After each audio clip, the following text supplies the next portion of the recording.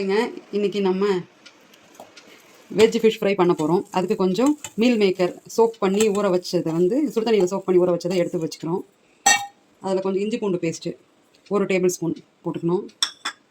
2 spoon கடலை மாவு, 1 pinch மஞ்சள் பொடி, 1 பிஞ்ச் காஷ்மீரி மிளகாத்தூள், அதிலேயே வேக வச்ச 2 வாழைக்காய் இதை போட்டு 1 ஸ்பூன் சால்ட் அரைச்சிக்கணும்.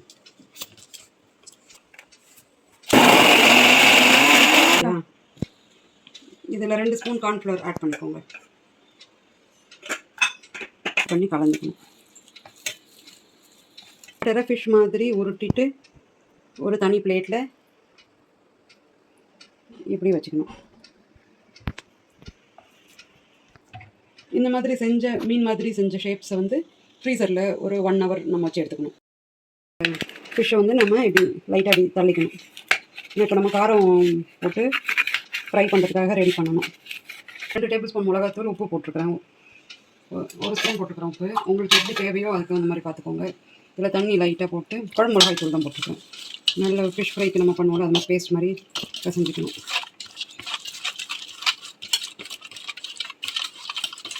இந்த மாதிரி ஃபிஷ்ஷில் காரத்தை 2 பக்கமும் பூசிட்டு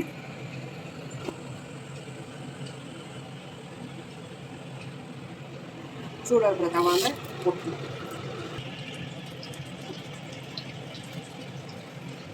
மசாலாவை தடவை வேணும். இந்த ஃபிஷ் இதை